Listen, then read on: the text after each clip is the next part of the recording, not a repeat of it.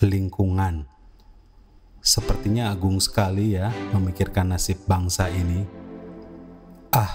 Sebenarnya enggak juga. Terutama soal lingkungan, ini sebenarnya hal mendasar. Kita telah sedikit maju ketika melangkah dari mewariskan harta dan kemudian condong mewariskan ilmu.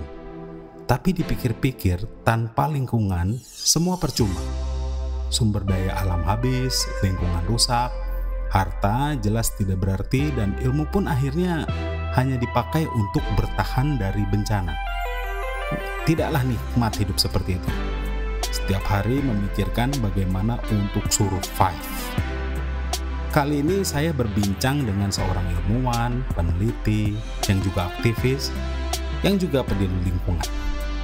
Beliau mengaku bahwa keberadaan seniman, dalam hal ini pelawak, perlu untuk menjelaskan rangkaian pengetahuan yang terlalu mendetail dan jelimet. Di sisi lain, saya pun tergugah mengetahui jauh lebih dalam soal lingkungan. Beliau sedang berada di Tokyo, namun teknologi menyambungkan kami. Lewat Skype, bukan sponsor, kami berbincang tentang lingkungan dan sedikit ngalor ngidul. Karena bukan saya kalau tanpa ngalor ngidul.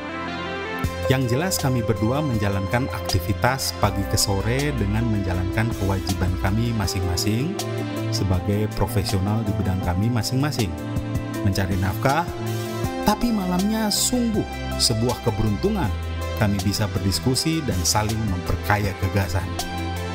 Seperti kata seseorang, yang gak perlu saya kutip karena nanti saya dituduh yang bukan-bukan. Seseorang ini berkata, pagi kita berburu, siang memancing, lalu malamnya jangan lupa berfilsafat. Silakan di googling kalau memang dapat perkataan siapa ini. Mari kita hubungi Pak Marco Kusuma Wijaya di Tokyo, Jepang. Baiklah, sekarang Not Slim Boy, pembawa acara kesayangan Anda, akan terhubung dengan Tokyo tidak tanggung-tanggung. Di sana ada Bapak Marco Kusuma Wijaya, seorang Indonesia tentunya yang sedang menjalankan tugas. Nanti kita tanya lagi ngapain dia di sana, apakah sedang mengunjungi Miyabi atau tugas yang lain. Tapi kita akan membicarakan soal masih tentang reklamasi karena Pak Marco Kusuma Wijaya ini adalah seorang pakar tata kota lulusan Universitas Parahyangan. Baiklah, kita akan terhubung dengan Pak Marco Kusuma Wijaya menggunakan Skype.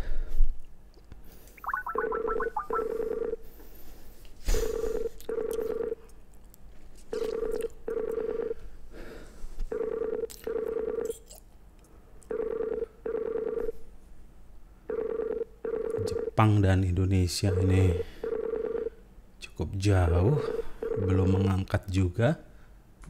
Halo Pak Marco. Halo. Oke, saya menunggu gambarnya dulu. Saya baik. Oh, kamu malam-malam ini di studio atau di rumah ini? Studionya di rumah. Oh, wow, punya perlengkapan sekomplit gitu ya? Iya, karena Surya Paloh itu hanya punya frekuensi, bakatnya ada di saya. Oh gitu. Karena frekuensi tidak bisa ditonton, Pak. Ya. Oh gitu.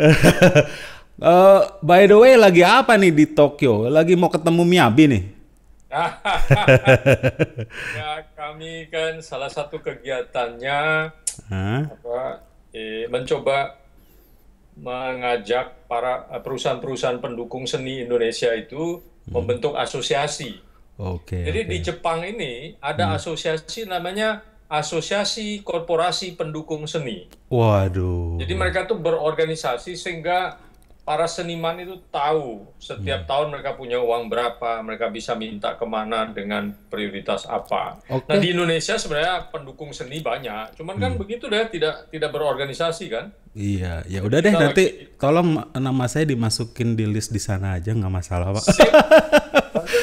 Oke, langsung to the point Pak. Jadi gue ini pemirsa Not Slim Boy TV ini, gue ini ketemu Pak Marco ini, gue merasa malu juga, belakangan jarang bergaul dengan para intelektual, dan saat bertemu di pemutaran film Rayuan Pulau Palsu, gue kira Pak Marco ini adalah penyandang dana karena wajahnya cocok untuk penyandang dana. Rupanya beliau ini salah satu pakar tata kota planologi ya sebenarnya Pak ya? Sama ya? Enggak, kami tidak menyebut dirinya planolog. Planolog itu hanya istilah yang ada di ITB. Iya itu. Ya, kita sebenarnya menyebutnya urbanisme, jadi kajian perkotaan, urban studies, kajian perkotaan.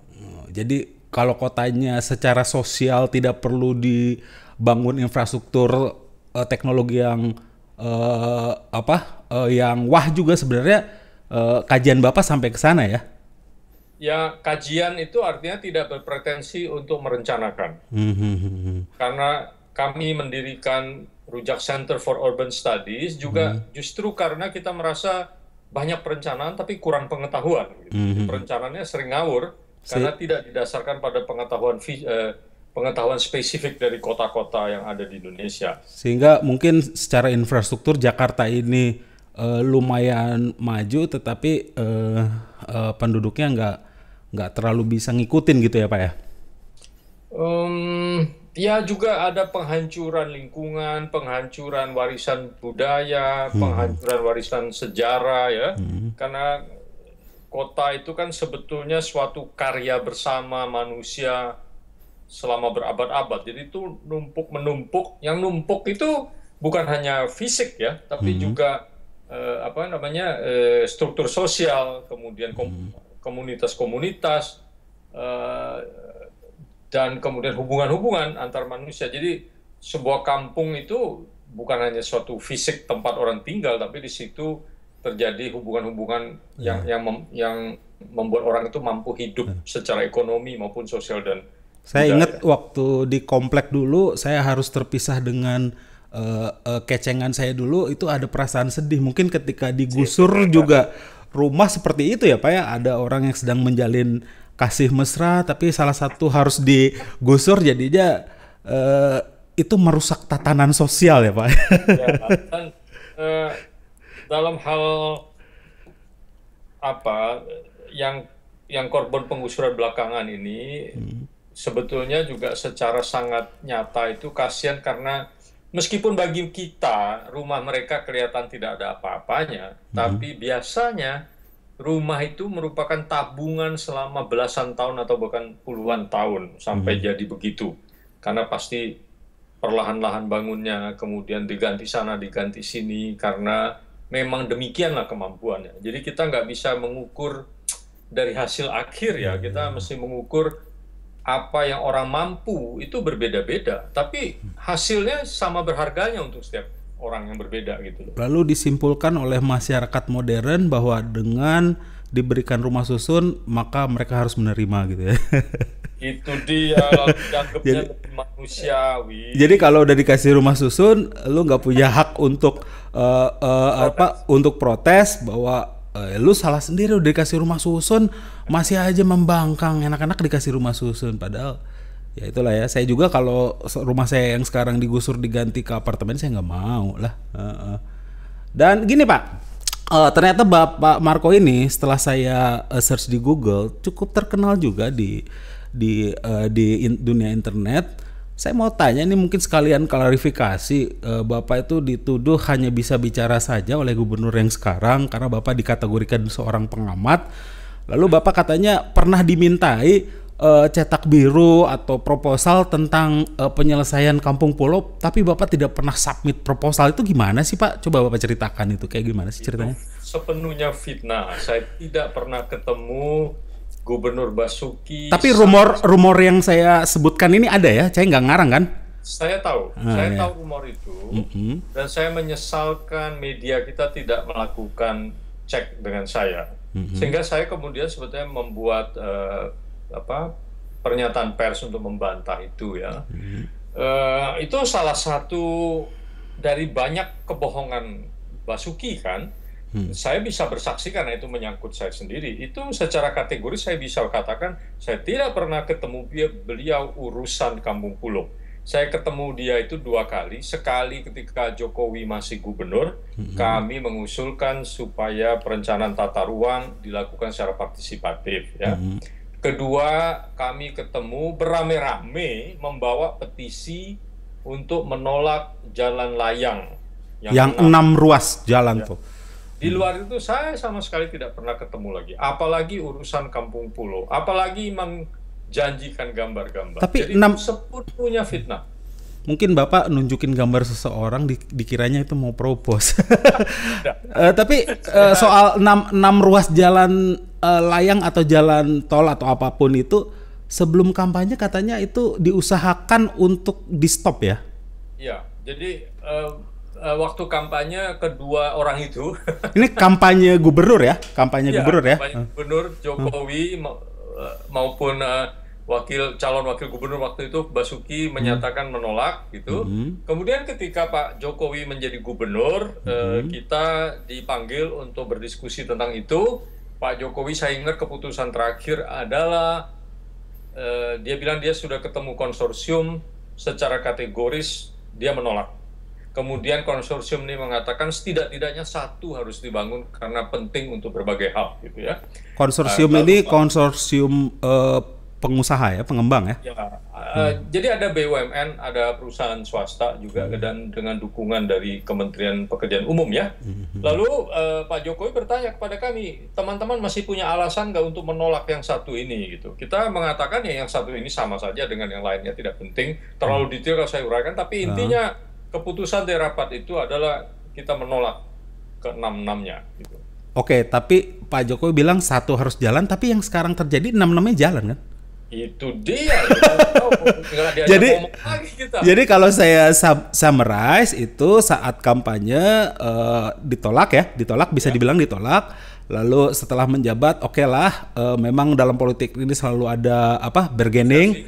Oke, satu jalan dari 6-1 good bargain lah, ya kan? Kalau pada waktu kita ngomong yang satu itu, sebenarnya waktu itu beliau tidak memutuskan itu harus diterima. Beliau menanyakan apakah ada alasan-alasan dari kami. Kemudian kami memberikan alasan-alasan, sudah itu pertemuan selesai. Artinya dia akan menyampaikan argumen-argumen itu kepada konsorsium. Selebihnya kita nggak dengar lagi beritanya. Artinya kemudian beliau menjadi presiden, tiba-tiba yang sekarang bilang akan bangun. Nah, artinya gini, seandainya satu pun itu pun nggak perlu menurut Bapak, at least itu a good bargain. Tapi ternyata sekarang 6-6-nya jalan ya. Begitu.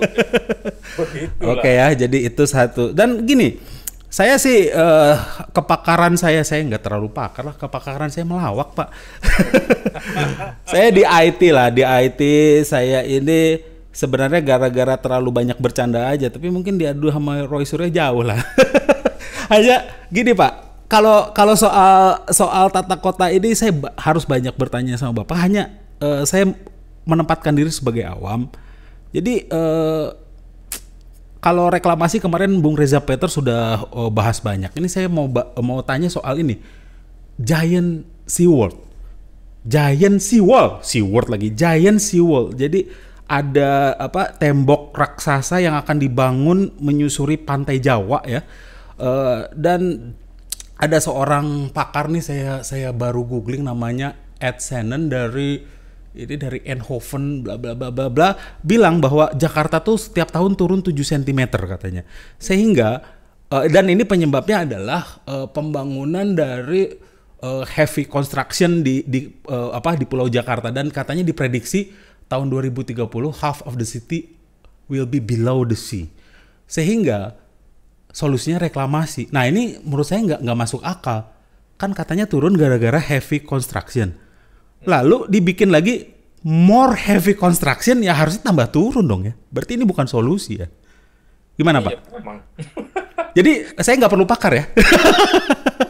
Itu kan yang kata Ibu Seda mengatakan begitu, bahwa tidak perlu pakar untuk memahami prinsipnya gitu ya.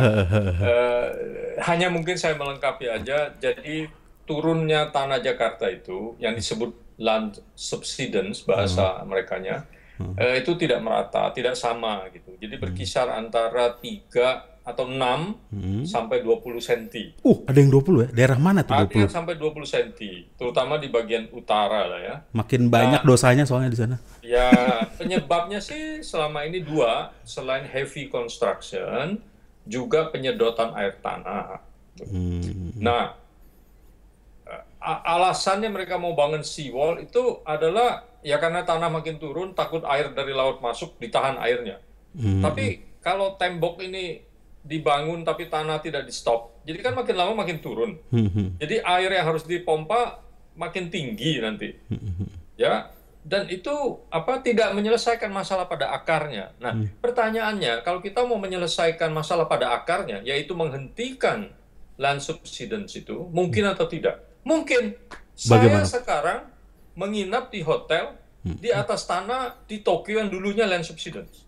Oke, tapi nggak direklamasi kan? Bukan hasil reklamasi ini? Nggak ada. Ini dulu land subsidence di pusat kota Tokyo ini ya benar-benar di daerah di depan Istana Kaisar dan sekitar, karena itu memang tepi laut.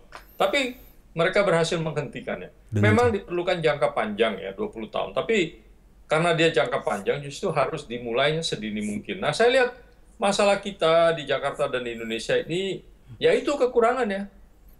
Orang malas membuat keputusan yang dampaknya melampaui masa jabatan gubernur ya. Itu sama dengan masalah MRT.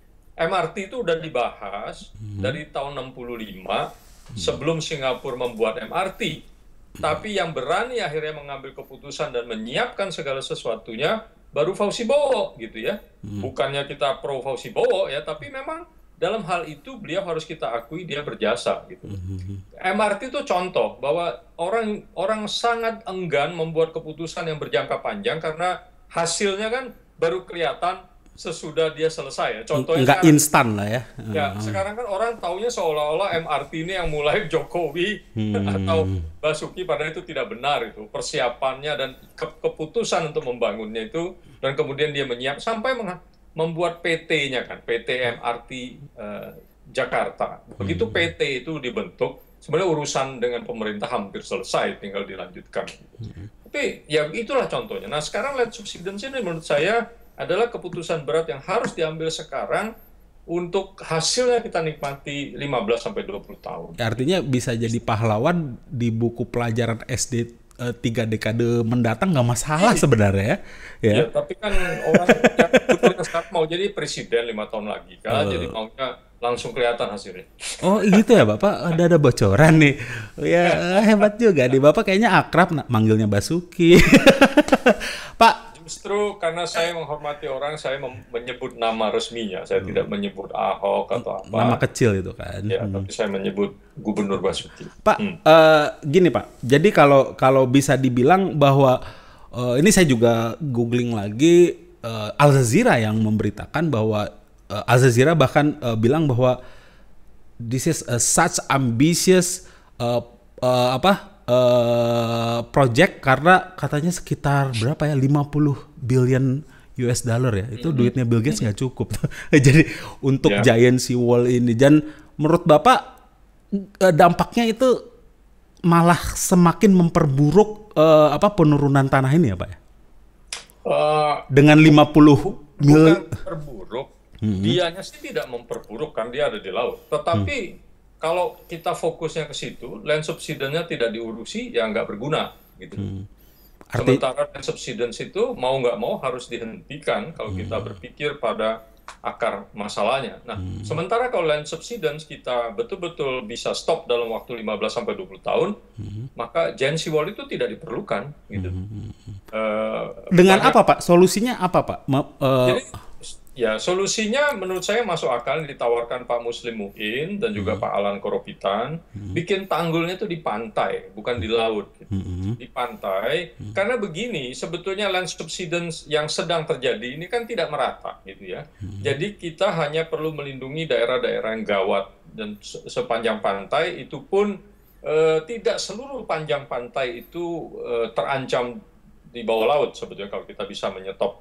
Nah, keuntungannya adalah kalau kita membuat tanggul di garis pantai sekarang, maka nanti air yang akan dipompa itu jauh lebih sedikit, yaitu air yang nanti di daratan yang rendah. Tapi kalau kita membuat tanggulnya itu di laut, semakin jauh, teluk gitu, nanti harus dibuang airnya. Nah, menurut perhitungan itu diperlukan pompa antara 1.000 sampai 1.500 meter kubik per detik. Anda tahu sekarang pompa terbesar yang ada di dunia itu cuma 600 meter kubik per detik. Yang jelas ini 600 nextnya akan terjadi pemborosan energi juga ya Pak ya. Ya, jadi makin lama makin bermasalah karena akan makin banyak air yang harus dipompa. Kemudian kalau dikatakan apakah lalu air itu akan bisa jadi air baku, itu nggak masuk akal juga karena kalau air sungai tidak kita bersihkan dari hulu sampai ke hilir, itu beracunnya luar biasa. Jadi yang tersedimentasi itu bukan hanya lumpur dan pengerukan tanah ya, tapi bersama lumpur itu segala macam zat-zat yang berbahaya. Nah, itu kan mau nggak mau harus dibersihkan. Lah kalau membersihkan itu yang masuk akal adalah dari hulu sampai ke hilir. Nah, kalau kita memang bisa membersihkan air dari hulu ke hilir, ya tidak perlu ditampung di teluk. Ada banyak tempat ditampung, termasuk sumber-sumber air yang sekarang kita bisa pakai. Dan yang jelas nggak mencapai puluhan miliar dolar lah ya. Enggak lah, dan ya. Nah itu yang masalah Pak, saya kasih tahu jawabannya. Karena tidak terlalu besar itu sehingga tidak benar. Saya pikir ada benarnya itu. Itu benar banget Pak. Jadi seolah-olah kita memerlukan swasta, tetapi sebetulnya swasta yang menunggangi publik ya. Jadi kalau Anda lihat kita punya APBD kan juga serapannya 60-70%. Jadi itu artinya tahun lalu dan tahun sebelumnya kita punya sisa anggaran itu sepertiga dari 70 triliun, itu 20 triliun ya. Nampaknya 20 triliun itu banyak. Kalau kita menanggulangi masalah penyedotan air tanah selama 5 tahun, 10 tahun ke depan, wah, itu cukup sekali. Bahkan cukup untuk membangun MRT. MRT itu kan 1 triliun per kilometer. Waduh. Sekarang ini kalau nggak salah dibangunnya 13 triliun. Oke, anggaplah 15 triliun. Itu bisa dibangun sampai ke Bogor. Setahun, bisa dibangun sampai ke Bogor. Ya, sisa anggaran kita setahun aja udah cukup itu untuk bangun seluruhnya MRT. Jadi siapa yang untung sebenarnya dan siapa yang perlu uang, kita nggak perlu. Jadi pemirsa, Pak Marco ini sudah hafal anggaran DKI, dia siap untuk maju jadi DKI 1 nampaknya. Saya mendaftarkan sebenarnya sebagai DKI 2. DKI 2. Karena saya tidak mampu maju sebagai calon perseorangan, karena sebagai calon perseorangan itu memerlukan dana minimal 6 miliar untuk kumpulin KTP. Tapi kalau kita melalui partai, kalau partainya memilih, tidak perlu anggaran untuk itu, tapi memang diperlukan anggaran untuk kampanye. Tapi anggaran untuk kampanye itu kan relatif ya, kalau kita cuma mengunjungi masyarakat rajin gitu tanpa harus pakai TV segala macam, itu relatif manageable gitu loh. Nah, ya karena harus lewat partai, maka saya memilih PDIP dan sebagai orang luar, saya tahu diri, saya tidak melamar sebagai calon nomor 1, saya memilih sebagai calon nomor 2. Tentu mereka punya kader-kader juga lah ya, jadi kita tahu diri aja. Bagus Pak, kalau tahu diri itu adalah modal dasar untuk politisi yang bermartabat Pak. Pak, saya mau nanya lagi nih Pak, jadi kalau dengan demikian, sebenarnya banyak ini kita tuh kayak apa ya? Kita tuh kayak mau bikin sesuatu yang wah terus ya.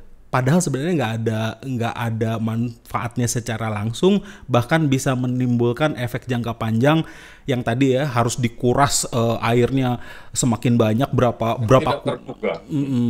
Terus jadi kesannya tuh nanti akan ada air bersih. Jadi mikirnya tuh terlalu bercabang ya. Akan ada jadi sumber air bersih, terus akan ada jadi tol laut dan sebagainya.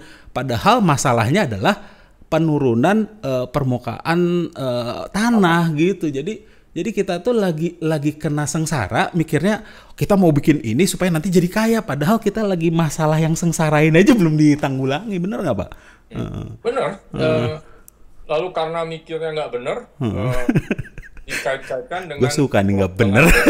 Karena seolah-olah kalau pengembang real estate, anggarannya bisa dipakai buat bikin dinding itu, kemudian real estate itu dianggap baik juga, padahal juga sebetulnya nggak perlu. Belum lagi kalau kita hitung dampak lingkungan yang sangat berbahaya ya.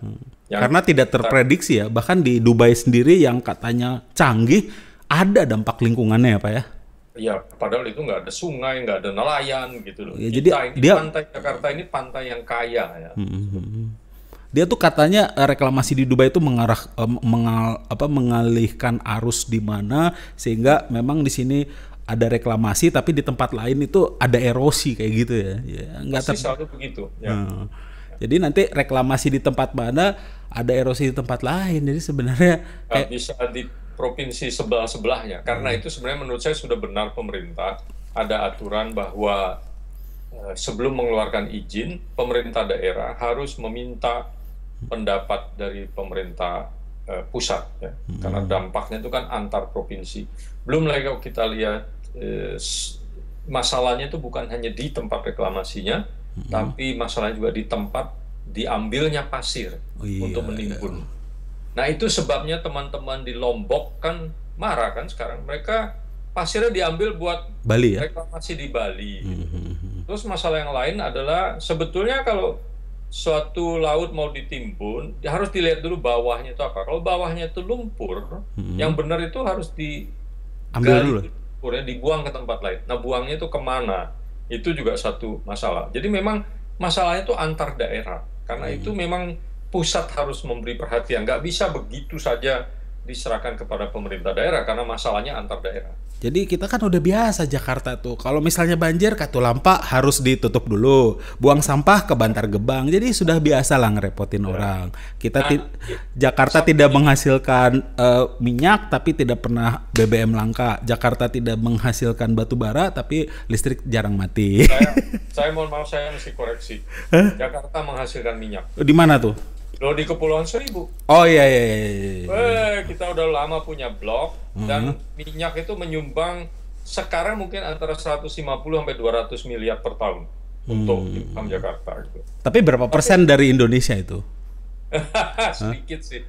Dengan pemakaiannya, dan itu penghasilnya juga Kepulauan Seribu yang bisa dibilang Jakarta coret, yang bahkan lebih pembangunannya lebih terbelakang dari beberapa daerah di Sumatera gitu. Makanya kalau prinsip lingkungan sekarang, sebanyak-banyaknya masalah harus diselesaikan di dalam tempat yang menghasilkan masalah itu sendiri. Jangan dipindahkan, karena kalau dipindahkan, kalau istilah ibu-ibu Aceh yang waktu itu kita workshop, dibilang ketika dia sadar, dia bilang ternyata sampah saya kalau cuma dipindahin ke tempat lain, berarti saya menjolimi orang lain ya. Iya Bu, persis itu kita bilang. Kita pakai terus sekarang istilah sampah itu jangan dibuang, sampah itu dihabiskan, dikurangi sampai kalau bisa nol. Iya, katanya plastik itu dipakai cuman berapa menit ya? 7 sampai 5 menit, tapi butuh jutaan tahun untuk Untuk dia bisa kembali lagi ke asal bisa mendaur ulang dirinya ya Pak ya. Nah, itu seperti selingkuh itu Pak. Ya ketika dia sedang tidak dapat diuraikan tuh dia berpotensi menghambat aliran air kan. Nah itu Pak. Air dari atas ke bawah itu terhambat. Kalau dia 1-2 nggak apa-apa, tapi kalau dia banyak. Sebenarnya yang Bapak jelaskan ini pelajaran SD semua ya. Wah ya sangat, saya ini baru lulus SD sebetulnya. Tapi jadi saya pelajari itu kan daya kapiler air apa itu kan sebenarnya kita pelajarin waktu SD ya, tapi para pengembang nggak usah capek-capek di ITB ya. Iya, aduh saya tuh buang-buang waktu di sana. Iya, hanya cuma dapat ijazah dan ijazahnya juga nggak pernah ditunjukin. Sekarang jadi pelawak lagi. Pak, yang berikutnya nih ya. Jadi sebenarnya ini pemerintah tetap kayaknya mereka itu punya arahan sendiri dan masa pendukungnya. Bapak harus akui masa pendukungnya sangat besar, Pak Jokowi, Pak Ahok. Enggak, maksudnya Pak Jokowi, Pak Ahok tuh sangat sekarang bisa dibilang mereka cukup populer lah ya. Jadi apa yang mereka katakan. Ini, kita harus melihatnya secara rasional. Coba kamu hitung Jokowi jadi presiden berapa suaranya? 53% kan? Betul. 53% dari suara orang yang memilih. Yang memilih berapa dari seluruh penduduk Indonesia? Tidak, saya lupa, tapi kalau nggak salah kan jumlah pemilih Indonesia itu mungkin sekitar 70% ya. Jadi 53% dari 70%. Gitu. Dan saya memilih Jokowi, dan sekarang saya tidak setuju dengan beliau. Mungkin orang yang seperti saya juga banyak gitu ya. Kemudian ketika kita memilih mereka jadi gubernur kan juga cuman sedikit kan menangnya di atas Jokowi. Jadi sebenarnya kecil sekali gitu. Nah, hanya gaung medianya besar gitu. Huru-hara di media. Tapi kita harus rasional ya, kita harus melihat, karena itu menurut saya ini bukan persoalannya, bukan kita sekedar mau mengkritik lu nggak didukung banyak orang, bukan begitu. Tapi siapapun yang terpilih sebenarnya harus tahu diri, harus terus-menerus sambung rasa sama rakyat Indonesia. Karena bagaimanapun orang begitu terpilih, dia terpilih untuk semua orang. Jadi dia harus, orang milih dia atau tidak, dia tetap harus dengar suaranya. Itu yang menurut saya zaman Pak Jokowi itu mending. Waktu Jokowi jadi gubernur kan dia undang orang, kita diajak tanya jawab. Sekarang nggak pernah ada. Ya masalah kelemahan Pak Jokowi itu begitu dia ditawari sesuatu yang lebih tinggi dia tinggalkan sih. Jadi kalau teman saya bilang sekarang ini tinggal nunggu tawaran beliau jadi nabi, ini ditinggalin jadi presiden. Jadi ini karena udah mentok, masa jadi apa sekjen PBB yang ya so-so lah itu kan jabatan orang pensiun. Pak, jadi gini, kayaknya pemerintah akan tetap roll dengan ini. Artinya memang suara aktivis ada, suara pakar seperti Bapak ada, tapi mereka lawan lagi pakai pakar. Dan ya kalau menurut saya kita lawan kita pakai pakar, Sam. Iya, Bapak juga seorang pakar. Saya juga pakar melawak. Saya bilang bahwa ya mereka bisa saya kategorikan pseudo scientist. Artinya mereka kekeh tetap ingin rolling ini, dan sepertinya sampai saat ini kita bicara Giant Seawall kayaknya blueprintnya tetap dibikin, lalu reklamasi juga walaupun moratorium kayaknya akan tetap jalan. Ini gimana ya Pak ya masa depan kita? Bagi kami pertempuran belum selesai, makanya terus terang saya dengan senang hati dong mau diwawancara Sam, karena kita ingin juga menyuarakan hal-hal ini karena kita merasa pertempuran belum selesai. Bahkan kami juga, kan teman-teman ada yang ke pengadilan juga, tanggal 31 nih ada keputusan pengadilan khusus dari para nelayan ya. Kemudian kita kan juga mengerahkan para ahli. Menurut saya para ahli kita tidak kalah gitu loh.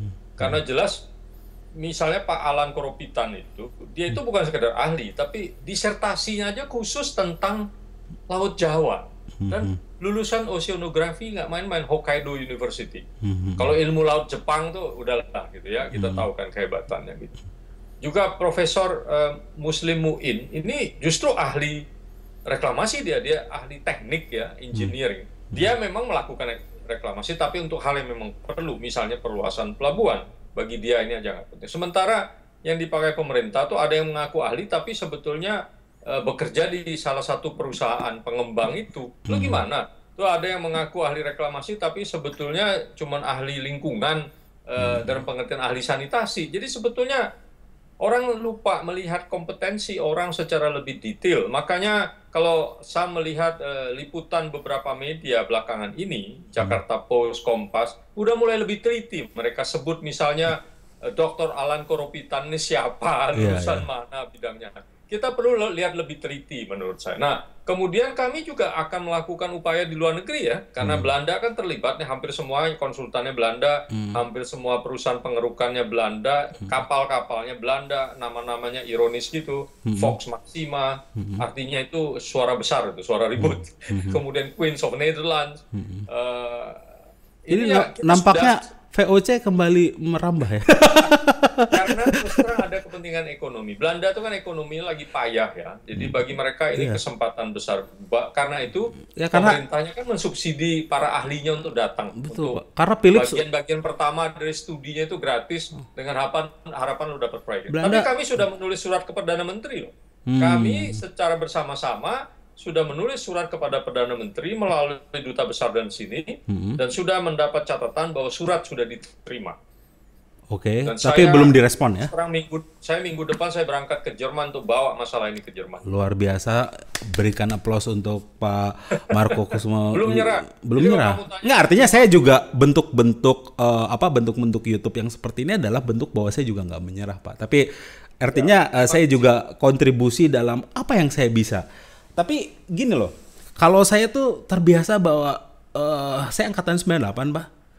Saya waktu itu ikut dalam demo menurunkan Soeharto. Itu saya anggap stand up komedi pertama saya. Ya, saya bilang turunkan Soeharto, turun beneran dia. Saya waktu itu kaget. Bisa ternyata ya. Iya, kaget. Terus kita ngapain? Waktu itu kita bingung, udah keasikan demo, udah lama nggak belajar, harus belajar lagi untuk segera lulus kan. Udah keasikan, tapi ada kekecewaan lah bagi saya. Reformasinya sekarang ternyata yang berkuasa itu lagi. Sekarang sepertinya Pak Habibie mendapatkan angin, dia dipercaya dengan mega-mega proyek yang lain, dan sepertinya media juga mendukung beliau. Saya bukannya anti terhadap Pak Habibie, tapi kalau kita bisa lihat bahwa PTDI itu PT yang gagal, yang banyak hutangnya gitu. Jadi jadi dia meng-create hutang. Kalau sekarang dia hebat ya itu untuk ngebayar hutangnya lah. Nah, saya tidak pernah meng-create hutang besar untuk Indonesia. Jadi saya sih bukannya pesimis, tapi kalau reformasi udah gagal gitu. Artinya saya takut yang ini gagal juga, tapi saya enggak. Menurut saya kita tidak gagal, tapi kita belum berhasil. Pertama indikatornya, kita bisa ngomong gini bebas. Ya Sam, kalau zaman Soeharto kita udah lama mati, dong hilang ini. Enggak, tapi bukan gitu Pak. Soehartonya sendiri nggak tahan melawan internet. Jadi memang bukan soal siapa ya, perkembangan zaman. Iya, zamannya udah nggak bisa dilawan. Dia harus belajar. Internet tuh cuman bisa diblok sama Kim Jong Il, Pak. Gila. Sampai hari ini tidak tersentuh, gila. Tapi menurut saya ini hal yang penting karena tentu hasil dari demokrasi, kebebasan kita berbicara tidak langsung ya. Tapi sebenarnya dia menjadi dasar dari banyak hal. Betul. Kenyataannya coba lihat, kalau di zaman Soeharto atau kalau kita ini nggak ngomong-ngomong kayak gini, para aktivis nggak ngeributin, reklamasi nggak ada yang tahu kan? Terus jalan terus diam-diam malah pasti. Di Bali waktu itu zaman Soeharto jalan ya Pak ya, yang sekarang teronggok begitu saja ya? Ya berhentinya karena 98 kan SK Presidennya 95, 98 dia udah jatuh berhenti, terus sekarang hidup lagi. Nah kita kan berusaha menyetopnya lagi. Memang nyetopnya ini belum sepenuhnya, tapi fakta bahwa karena kebebasan informasi, kebebasan masyarakat sipil yang berkembang pemikirannya bisa memoratoriumnya, udah satu langkah itu menurut saya. Nah yang kedua kan ya banyak orang-orang seperti kamu kan, angkatan 98-mu yang teman-teman kita juga. Banyak yang udah nyerah juga. Tapi yang jelas Pak, ini suatu keanehan bahwa dasar dari reklamasi adalah Undang-Undang tahun 95 yang dibikin oleh Pak Harto, ya Soeharto, ya Orba, lalu itu dijadikan dasar untuk membangun yang sekarang, bahwa kita tahu bahwa itu rezim yang korup dijadikan dasar untuk membangun sesuatu yang katanya baru ini. Aneh juga sebenarnya. Kan Undang-Undang 45 lebih lama umurnya dan juga ada amandemen. Ada juga amandemen yang baik kan? Iya, tapi ini enggak Pak. Kita nggak bisa melihat negara itu sebagai sesuatu yang selesai gitu. Terus-menerus harus kita perjuangkan. Ya kalau menurut saya sih memang lambang negaranya aja ini bukannya kita anti Pancasila, itu banyak yang salah Pak. Ketuhanan yang Maha Esa, lambangnya bintang jauh, nggak tergapai kan. Terus kemanusiaan yang adil dan beradab, tapi lambangnya rantai Pak. Aneh nggak? Kemanusiaan yang adil. Maksudnya itu yang dilawan ya? Ya kemanusiaan itu kan sesuatu yang humanis, tapi lambangnya rantai. Nah itu makanya kita nggak pernah jalan gitu kan. Terus katanya Persatuan Indonesia, oke lah kita teduh-teduh ya di bawah beringin. Nah ini yang paling kacau, demokrasi kita. Ya. Tapi pohon beringin kan juga jadi lambang Golkar. Iya, itu kan yang salah gara-gara dia pakai di situ. Nah, yang paling salah tuh sebenarnya itu sila keempat. Demokrasi kita dilambangkan pakai banteng. Jadi demokrasi kita seruduk-seruduk. Nah, itu persis, Pak. Makanya sekarang yang paling jago nyeruduk paling digemari, benar, Pak? Gimana, Pak? Tinjauan saya. Menurut saya kita bikin lomba untuk membuat lambang-lambang yang baru aja. Iya, ini bukan anti Pancasila, justru kita perbaharui Pancasila dengan refreshment gitu. Masalahnya gini, pemuda Pancasila aja identik dengan kekerasan. Pak, sekarang nih, tadi udah ada to-do list-nya, Bapak akan ke Berlin ya. Bapak sekarang ada di Jepang dalam rangka ini juga ya? Kalau di Jepang enggak. Kalau di Jepang yang kesenian tadi ya? Ya, mendukung mengajak perusahaan-perusahaan pendukung seni untuk berorganisasi, membentuk asosiasi seperti yang sudah ada di Jepang, di Korea. Mereka karena di Indonesia juga sebenarnya sudah banyak ada CSR seni, tapi kan tidak berorganisasi secara khusus. Ada Perhimpunan Filantropi Indonesia, tapi itu sifatnya umum ya, tidak khusus tentang seni. Nah, kita berharap kalau yang pendukung seni itu berhimpun, maka menjadi jelas bagi dunia seni kita bisa mengharapkan dana ada di mana atau dukungan di mana. Karena bagaimanapun seni budaya adalah aset Indonesia yang sangat-sangat besar. Itu kayak sumur dalam yang insya Allah tidak akan kering, tapi kita khawatir kering juga kalau cuma diambil tapi tidak dipelihara. Orang pergi ke Bali, saya rasa bukan untuk mengunjungi pantai, tapi karena kesenian dan budaya mereka yang terjaga gitu. Kalau pantai mah kampung saya juga banyak. Tapi di Bali bagaimana ada monyet dan manusia bisa hidup satu kampung? ada banyak kampung yang seperti itu ya. Jadi ya itu yang orang masih bisa seperti itu. Dan itu yang sekarang lagi disisihkan juga ya. Pak, gini Pak, ini terakhir deh.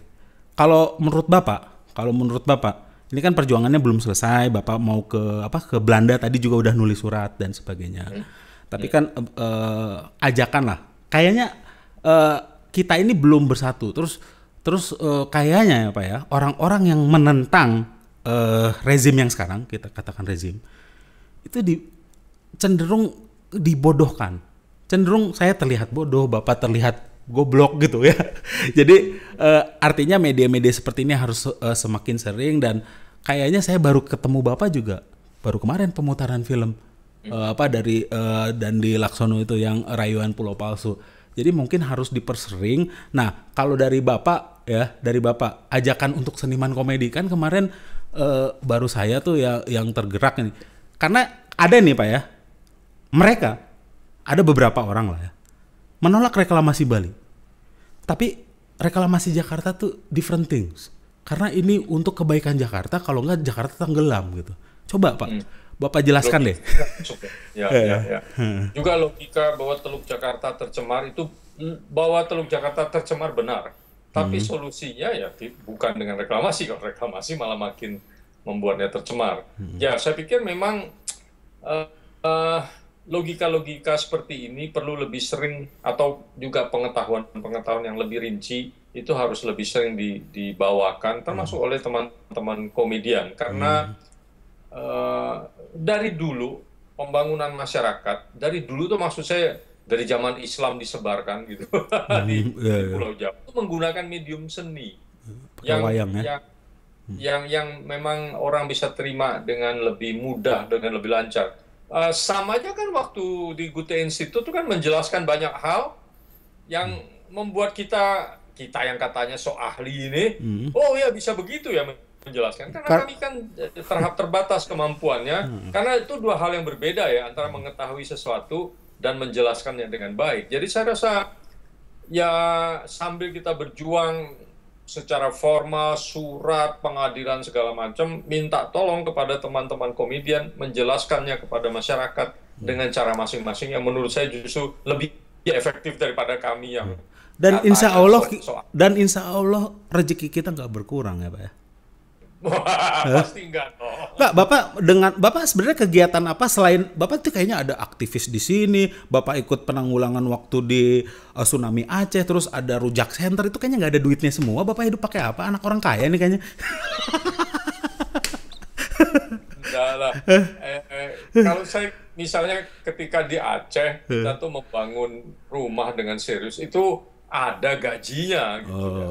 Kemudian suatu organisasi seperti Rujak Center for Urban Study ini juga profesional, ada gajinya gitu. Tentu saja sangat kecil lah dibandingkan dengan gaji-gaji orang yang bekerja di bank atau dimanapun. Tapi kita tergantung pada program. Jadi kita bekerja untuk suatu program, ya dari situ memang ada imbalan jasa yang sangat terbatas untuk tapi kita. Jangan takut, jangan, artinya gini lah, seniman ketika memperjuangkan idealisme atau ilmuwan, sebenarnya seniman tuh ilmuwan juga Pak.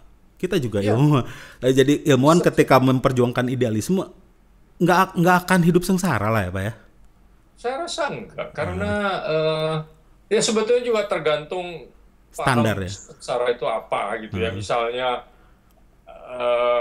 apakah Anda menganggap sering-sering keluar negeri itu seperti kemewahan gitu? Bisa ya kalau Anda pergi liburan dengan uang sendiri, tapi kalau kami ini pergi keluar negeri kan ada tugas kan, tapi bagi kami kan meskipun tugas ya lumayan juga melihat dunia. Jadi saya ada take and give gitu. Saya pernah kerja yang seimbang. Bekerja untuk perusahaan asing juga nggak enak Pak, sering keluar-keluar gitu. Karena malam gini saya harus bekerja untuk bikin report dan sebagainya. Jadi saya balik ke Indonesia aja jualan pulsa sambil melawak, Pak.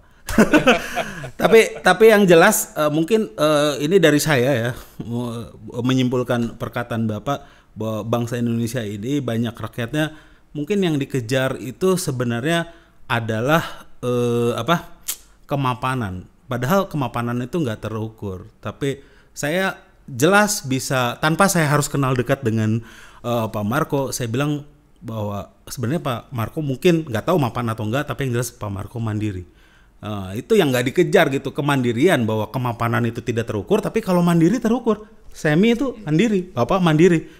Mapan ya nggak ada yang bisa ngukur kemapanan orang. Abu Rizal aja utangnya banyak.